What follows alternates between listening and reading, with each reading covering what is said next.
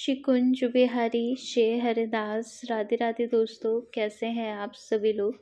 मैं उम्मीद कर रही हूँ कि आप सभी जो है वो बहुत अच्छे होंगे।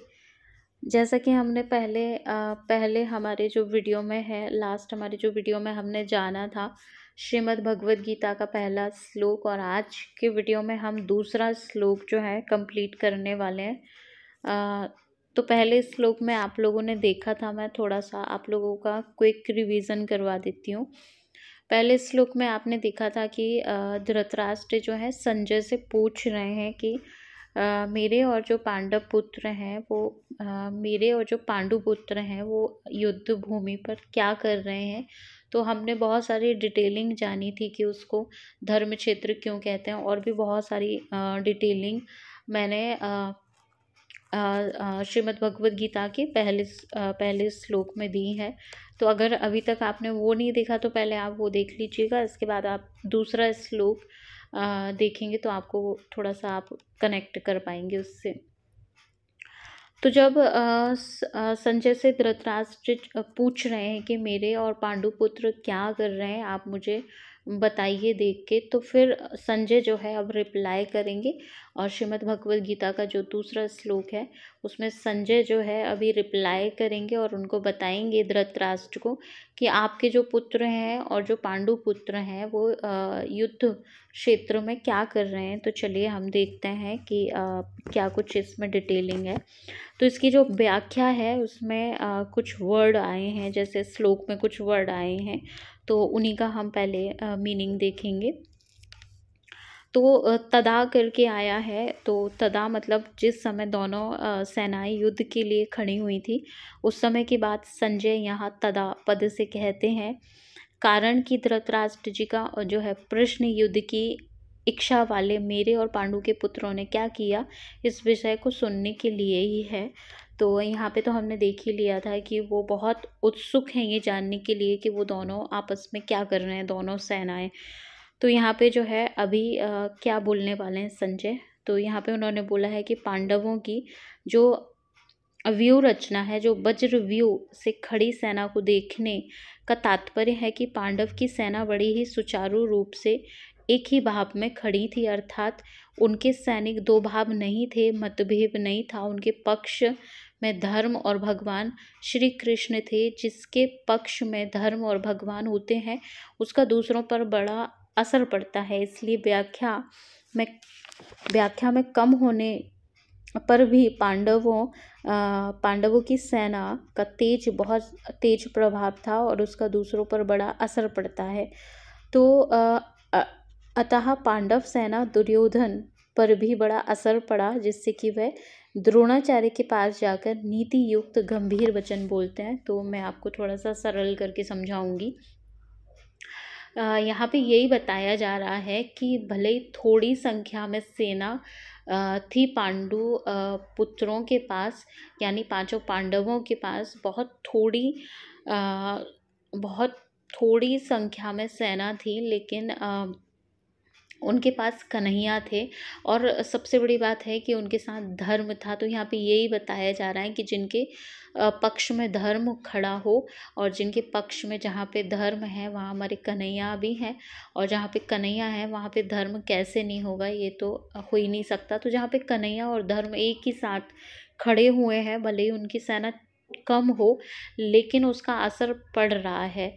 तो इस चीज का जो असर है ना, ये दुर्योधन पे पड़ा हुआ है कि कन्हैया है उनके साथ और उनकी जो सेना है वो एक भाव से है, किसी में भी मतभेद नहीं है, वो लोग धर्म से ही बिल्कुल चल रहे हैं। तो कहीं ना कहीं उस पर गहरा असर पड़ा सेना की जो व्यूह रचना देख के, और उसी को डिस्कस करने वो द्रोणाचार्य के पास जा रहे हैं। ये संजय ने उनको रिप्लाई किया है। तो आगे हम देखते हैं कि दुर्योधन अभी क्या बोलने वाले हैं गुरु द्रोणाचार्य से। तो दुर्योधन को यहाँ पे ये बताया है, संजय जो है दुर्योधन को राजा कह के भी संबोधित करते हैं। तो यहाँ पे बता रहे हैं कि राजा दुर्योधन कहा है उन्होंने, संजय ने। तो उन्होंने कहा है कि दुर्योधन को राजा कहने का तात्पर्य है कि धृतराष्ट्र का सबसे अधिक अपनापन मोह दुर्योधन में ही था।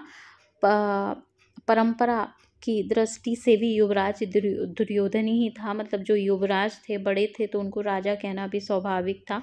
तो उन्होंने यहाँ पे राजा कह के दुर्योधन को संबोधित किया, जबकि वो संजय से छोटे थे, चाहते तो वो सिर्फ दुर्योधन कह सकते थे, लेकिन उन्होंने पूरे सम्मान के साथ उनका नाम लिया। यहाँ पे ये भी क्लियर किया जा रहा है। तो यहाँ पे जो है वो युवराज भी थे। राज्य के सब कार्यों की देखभाल दुर्योधन ही करते थे। धृतराष्ट्र तो नाम मात्र के राजा थे, युद्ध होने पर अभी मुख्य हेतु दुर्योधन ही थे। इन सभी कारणों से संजय ने दुर्योधन के लिए राजा शब्द का प्रयोग किया। तो यहाँ पे ये बता रहे हैं। इसके बाद जो है एक और आचार्य मुम संख्यम ये आया है। तो यहाँ पे गुरु द्रोणाचार्य के बारे में है। द्रोणाचार्य के पास जाने में मुख्यतः 3 कारण मालूम होते हैं। तो अब भी बहुत सारे लोगों के मन में ये सवाल हो रहा होगा कि दुर्योधन जो है पितामह भीष्म के पास भी तो जा सकते थे, वो किसी और के पास, कर्ण के पास जा सकते थे, लेकिन उन्होंने द्रोणाचार्य को ही क्यों चुना, वो उनके पास ही क्यों गए, तो उसका भी यहाँ पे डिटेलिंग दिया है, हम वो भी जानते हैं। 3 मुख्य कारण थे जिसकी वजह से दुर्योधन जो है द्रोणाचार्य के पास गए। तो भी देखते हैं हम। पहला कारण, अपना स्वार्थ सिद्ध कराने के लिए, अर्थात द्रोणाचार्य के भीतर पांडवों के प्रति द्वेष पैदा करके उनको अपने पक्ष विशेषता से करने के लिए दुर्योधन जो है द्रोणाचार्य के पास गए। व्यवहार में गुरु के नाते आदर देने के लिए भी द्रोणाचार्य के पास जाना उचित था। तीसरा कारण है, मुख्य व्यक्ति सेना में यथास्थान खड़े रहना बहुत आवश्यक होता है, अन्यथा व्यवस्था बिगड़ जाती है। इसलिए दुर्योधन द्रोणाचार्य के पास खुद जाना उन्होंने उचित समझा।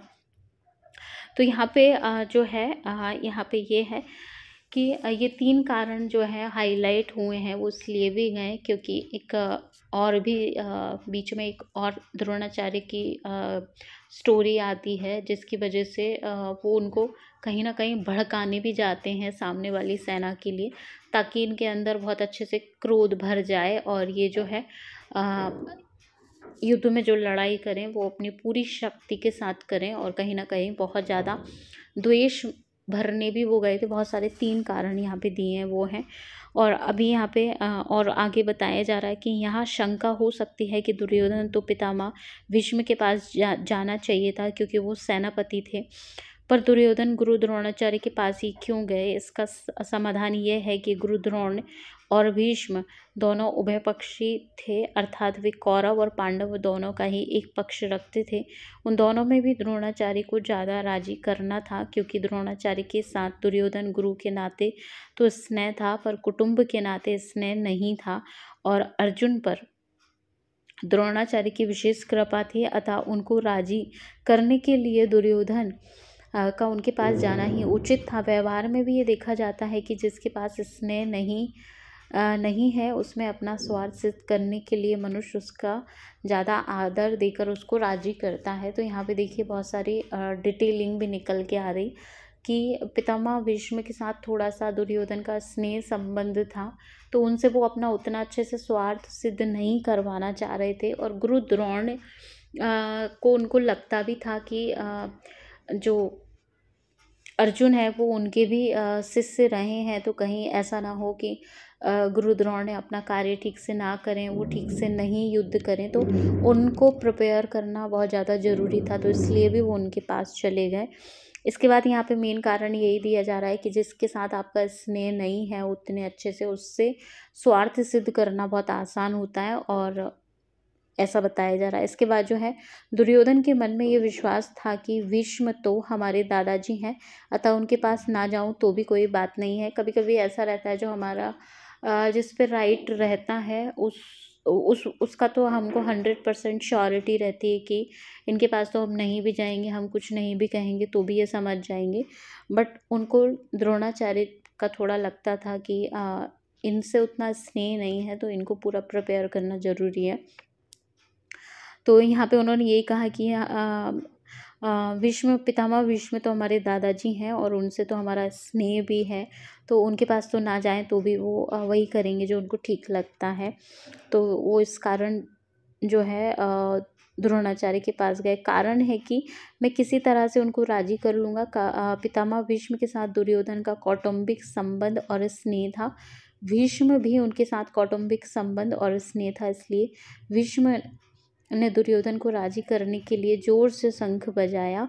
और ये जो है, इसके बाद एक और वर्ड आता है वचन भ्रमित। यहाँ पे इसका कहने का तात्पर्य, क्योंकि अब्रवीत क्रिया के अंतर्गत वचन आ जाता है, अर्थात दुर्योधन बोलेगा तो वचन ही बोलेगा, इसलिए वचनम शब्द की आवश्यकता नहीं थी। फिर भी वचनम शब्द देने का तात्पर्य है कि दुर्योधन नीति युक्त गंभीर वचन बोलते हैं, जिससे द्रोणाचार्य के मन में पांडवों के प्रति द्वेष पैदा हो जाए और वे हमारे ही पक्ष में रहते हुए ठीक तरह से युद्ध करें, जिससे हमारी विजय हो जाए, हमारा स्वार्थ सिद्ध हो जाए। तो पूरा जो अभी मैं आपको अगर इसकी डिटेलिंग ना करके अगर वन लाइन में आंसर दूं, तो श्रीमद् भगवत गीता का जो चैप्टर 1 का जो दूसरा श्लोक है, उसमें मेनली यही बताया गया है कि जहाँ पे कन्हैया थे और जहाँ पे धर्म था, तो दुर्योधन को जो है अर्जुन की जो सेना है और अर्जुन के साथ जो कन्हैया दिख रहे थे, तो प्रभु की सेना का जो है असर बहुत ज़्यादा पड़ा दुर्योधन पे। इसलिए उन्होंने सोचा कि उन्होंने सोचा कि मैं कहाँ से अपनी नींव को जो है अच्छा करूं, जिससे कि हम विजयी हो जाएं, कहाँ मैं अपना स्वार्थ सिद्ध करूं और मैं किसके कान भर सकता हूं, जिससे कि वो ठीक से युद्ध में रहे। तो उन्होंने गुरु द्रोणाचार्य को चुना। और यही संजय जो है धृतराष्ट्र को बता रहे हैं कि राजा दुर्योधन जो है अभी सामने वाली सेना को देख के कि वो कितनी वेल प्रिपेयर्ड है, और ये देख के जो है संजय बोल रहे हैं यहाँ पे धृतराष्ट्र से कि दुर्योधन जो है गुरु द्रोणाचार्य के पास जा रहे हैं, और कन्हैया की और अर्जुन की जो पूरी सेना है वो देख के उनके मन पे भारी असर पड़ा है। उसी की डिटेलिंग करने वो जा रहे हैं। और अब वो क्या बात करेंगे, हम ये नेक्स्ट जो हमारे तीसरे नंबर का जो श्लोक है उसमें जानेंगे। तो मैं उम्मीद कर रही हूँ कि अभी हमको विदिन 6 मंथ या फिर विदिन 1 ईयर हमको इसको कंप्लीट करना है। तो मैं उम्मीद कर रही हूँ कि आप लोग मुझे सपोर्ट करेंगे। जो हम लाइव में नहीं कर पा रहे हैं अभी, वो मैं वीडियो के थ्रू आप लोगों के साथ शेयर कर रही हूँ। तो प्लीज़ आप लोग श्रीमद् भगवत गीता को अच्छे से सुनिएगा, फिर इसका स्वाध्याय करिएगा। अब हम मिलेंगे लल्ला के नेक्स्ट वीडियो में। तब तक सबको श्री कुंज बिहारी, श्री हरिदास, राधे राधे।